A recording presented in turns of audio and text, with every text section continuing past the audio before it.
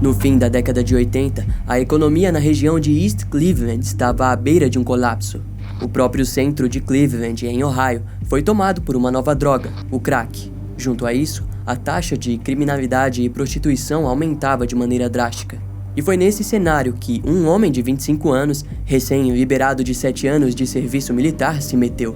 Sua vida decaiu rapidamente e ele se tornou um alcoólatra agressivo. Eventualmente, de alguma maneira esse mesmo sujeito entraria para a grande lista de assassinos em série que já atuaram em Ohio. E hoje conheceremos o evento que levou à prisão do estrangulador de Cleveland. Então já deixa o like nesse vídeo e ativa o sininho de notificações que eu te conto tudo.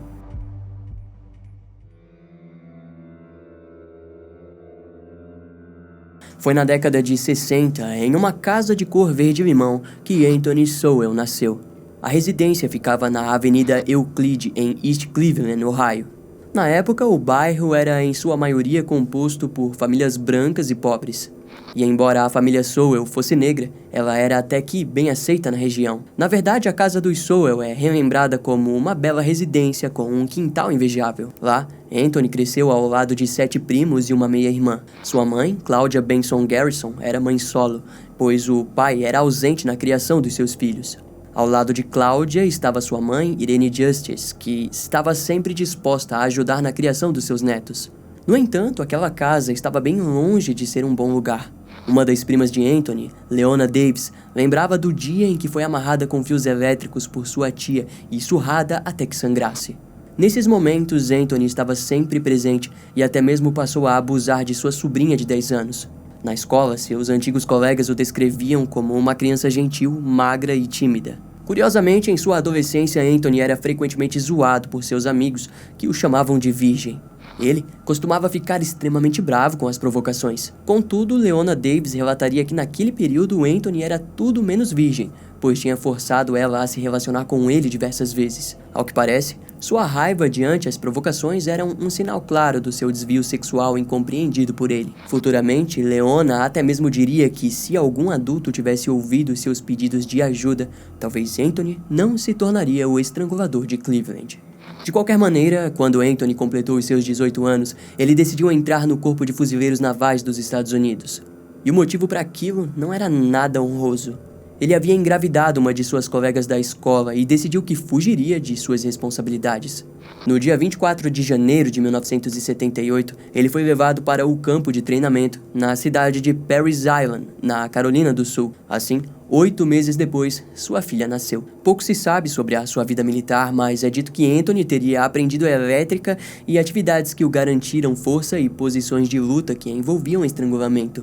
Quase 5 anos da sua vida militar foram na Estação Aérea do Corpo de Fuzileiros Navais de Cherry Point, onde atuou como eletricista. Em setembro de 1981, Anthony se casou com uma de suas colegas, Kim Yvette Lawson. O casamento ocorreu em um tribunal militar. A família de Kim diz que o casamento foi quase um ato de pena, pois ela sempre mostrou o desejo em ajudar Anthony a superar o alcoolismo que estava aos poucos tomando sua vida. 4 anos depois, ele acabou recebendo sua dispensa militar. Kim disse que não desejava que ele abandonasse a vida militar e por aquele motivo pediu divórcio. Anthony então retornou para a Avenida Page, em East Cleveland, onde totalmente sozinho começou a beber ainda mais. Na época em que Anthony retornou para East Cleveland, ele se deparou com uma sociedade totalmente diferente. O alto índice de criminalidade e de drogas nas ruas o deixaram confuso. Mas para Anthony, tudo aquilo pouco importava, pois o que ele desejava era apenas beber o quanto conseguisse. A vida de ex-militar estava um desastre. Até que em 1988, Anthony foi preso sob várias acusações, em alguns momentos devido à conduta desordeira, em outros por embriaguez em público e roubos. Em maio do mesmo ano, o corpo de Rosalind Garner, de 36 anos, foi encontrado dentro de sua própria residência na Avenida Hayden, em East Cleveland. A causa da morte foi dita como estrangulamento. O caso, rapidamente, foi arquivado devido à falta de provas e testemunhas. E quase um ano depois, no dia 27 de fevereiro de 1989, Carmela Karen Prater, de 27 anos, foi encontrada em uma casa abandonada na Avenida First. Nesse caso, a causa da morte nunca foi relatada. A mulher era uma usuária de drogas e, por isso, a motivação pelo assassinato foi dita como o efeito colateral do submundo de East Cleveland. Poucos dias depois, no dia 28 de março de 1989, o corpo de Mary Thomas, de 27 anos, foi encontrado próximo a um prédio abandonado na Avenida First. Curiosamente, a Avenida First também era o local onde Carmela morava. A conexão ou a coincidência era nítida, mas foi ignorada. No pescoço de Mary foi observado uma fita vermelha que provavelmente foi usada para o estrangulamento. Na época, os 3 casos não foram conectados. Em 22 de julho de 1989, Anthony chegou até uma mulher na Avenida Euclid e disse que um namorado dela tinha o enviado e que ele estava esperando ela em sua residência que ficava a 500 metros. A mulher acabou acreditando na história, pois estava fugindo da polícia e precisava de um lugar para ficar o quanto antes. Ao chegarem no local, Anthony a dominou, estrangulou e a violentou sexualmente várias vezes. Em uma das tentativas de fuga da mulher, ele prendeu as mãos dela com uma gravata e seus pés com um cinto, além de enfiar um pano em sua boca. No entanto, devido ao álcool, Anthony acabou adormecendo. Eventualmente, a mulher conseguiu fugir e acionar a polícia. Então, um mandado de comparecimento a um julgamento foi enviado para o sujeito, mas ao não comparecer, Anthony foi perseguido e se viu foragido. No dia 24 de junho de 1990, uma mulher grávida de 31 anos foi até a polícia de Cleveland e relatou um estupro brutal. Um homem teria a dominado e a violentado. Ela acabou conseguindo fugir quando o sujeito pegou no sono devido à embriaguez. As autoridades foram até o local e prenderam Anthony enquanto o mesmo ainda dormia. O julgamento não ocorreu, pois a mulher não compareceu no tribunal. Mas, por sorte, as autoridades rapidamente perceberam que ele era foragido por outro caso de agressão sexual de 1989. Assim, no dia 12 de setembro de 1990, o juiz James Kilbane o sentenciou de 5 a 15 anos de prisão. Anthony estava com 31 anos e passaria um bom tempo de sua vida no Departamento de Reabilitação e Correção de Ohio. Na prisão, o criminoso participou de vários programas de ajuda, como, por exemplo, os Alcoólicos Anônimos.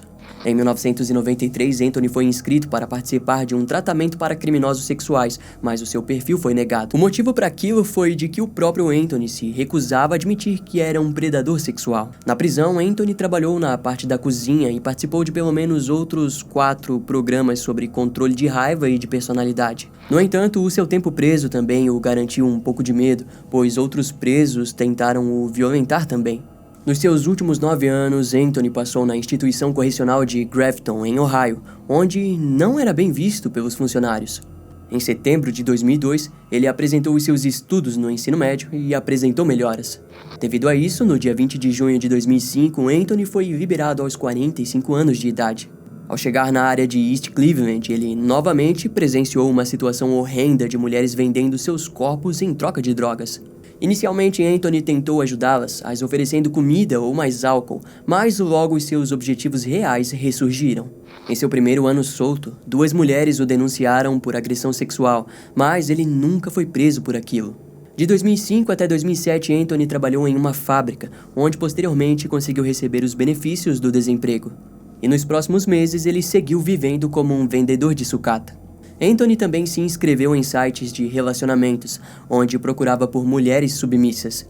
Naquele período, Lori Frazier, sobrinha do prefeito de Cleveland, Frank Jackson, começou um relacionamento com Anthony. Diversas vezes, Lori estranhou e reclamou do mau cheiro de decomposição, mas procurou não investigar. Então, em maio de 2007, uma mulher chamada Crystal Dozier, de 38 anos, desapareceu. O seu desaparecimento foi ignorado pelas autoridades, principalmente devido ao papel de Crystal como uma profissional do sexo e viciada em crack. Por aquele motivo, nos meses seguintes, uma campanha em busca de respostas se iniciou na Avenida Imperial.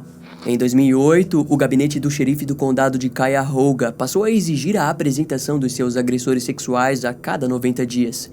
Anthony começou a morar na Avenida Imperial, em uma casa que pertencia à namorada do seu pai.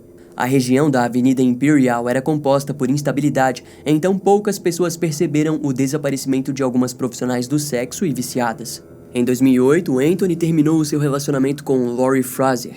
E no mesmo ano, vários vizinhos passaram a telefonar para a polícia para reclamar do odor de carne podre. Alguns até mesmo ligaram para o vereador Zach Reed. Naquela altura, pelo menos 5 profissionais do sexo já haviam desaparecido. E enquanto isso, o Anthony era visto frequentemente passando de um lado para o outro com um carrinho cheio de sucata. Ninguém suspeitava do homem magro e nitidamente perturbado. Na verdade, todos o conheciam e muitas vezes foram até a sua casa para churrascos e festas. Anthony também era muito conhecido pelas mulheres das ruas, que o procuravam por causa das drogas. No ano de 2009, Anthony possuía uma aparência digna de um usuário a longo prazo de crack. Ele estava no fundo do poço e ninguém ligava. Não ligavam também para o desaparecimento de mais mulheres, como por exemplo de Kim Smith, de 44 anos. E Nancy Cobbs, também de 44 anos. Diversas pessoas passaram pela residência de Anthony Sowell, mas jamais o questionaram sobre o fedor pútrido do local. Pelo menos não até setembro de 2009, quando o mundo conheceria então a face do estrangulador de Cleveland. Em setembro de 2009, Latundra Billups aceitou um convite de Anthony para beberem em sua casa. Após algumas bebidas, ele acabou ficando irritado e espancou Latundra. Em seguida, a estrangulou e a violentou, mas pouco tempo depois acabou dormindo. Latundra então fugiu e acionou as autoridades.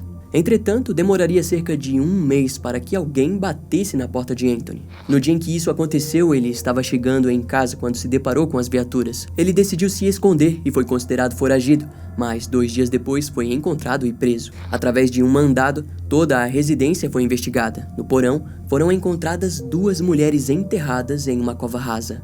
E outras 4 foram encontradas no forro do 3º andar da residência. No quintal, os investigadores encontraram mais 3 corpos femininos e um crânio humano dentro de um balde. No fim, a contagem de corpos foi para 11 vítimas. A autópsia garantiu que, em sua maioria, elas haviam sido mortas estranguladas e muitas ainda estavam amordaçadas com um pano em volta do pescoço, indicando o estrangulamento por ligadura. Em pouco tempo, mais 3 mulheres se apresentaram na delegacia para denunciá-lo por estupro. Seguindo os relatos, parecia que Anthony apresentava uma obsessão por sua antiga namorada, Lori Frazier, principalmente porque algumas de suas peças de roupa ainda foram encontradas no local e bem conservadas. Quando essa história surgiu, a família do prefeito de Cleveland foi procurada pela mídia, mas Lori passou vários anos sem falar sobre o assunto. Antes de ser preso, Anthony disse para uma das suas vizinhas que Lori é quem tinha obrigado ele a fazer tudo aquilo, em referência de que Lori havia terminado o relacionamento. Em novembro de 2009, 5 das 11 vítimas foram identificadas. A série de crimes de Anthony Sowell deixaram toda Cleveland horrorizada. Até mesmo os crimes do carniceiro de Kingsbury de 1930 vieram à tona novamente.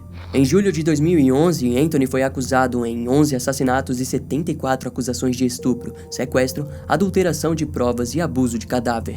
A defesa, como em muitos casos de serial killers, tentou argumentar por insanidade. No dia 22 de julho de 2011, ele foi condenado por todas as acusações, mas por apenas 9 de assassinato. Sua sentença foi a morte. Em 2016, Anthony tentou abrir um recurso, mas a Suprema Corte de Ohio o rejeitou. Vários advogados lutaram para um novo recurso, porém todos os níveis de justiça do estado de Ohio se negaram a ouvir o que o estrangulador de Cleveland tinha a falar.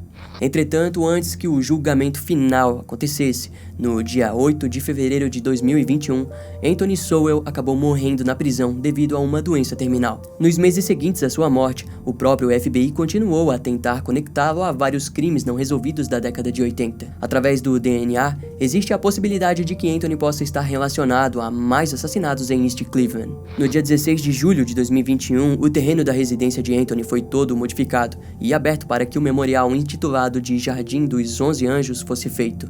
Em novembro do mesmo ano, o memorial foi concluído. No fim, no caso de Anthony Sowell, a grande maioria das vítimas não foram oficialmente identificadas. Como muitas não tiveram seus desaparecimentos denunciados até que os corpos fossem encontrados, o trabalho de identificação continua atualmente para que assim possam trazer um rosto às vítimas desconhecidas. Anthony foi um exemplo de um criminoso que se aproveitou da vulnerabilidade das vítimas para cometer diversos assassinatos. Seus crimes teriam permanecido por muito tempo desconhecidos, se não fosse a sorte de uma vítima ter sobrevivido ao ataque. Em outras palavras, a existência de Anthony Sowell traz à tona vários problemas sociais que muitas vezes fortalecem a proliferação de criminosos como o estrangulador de Cleveland.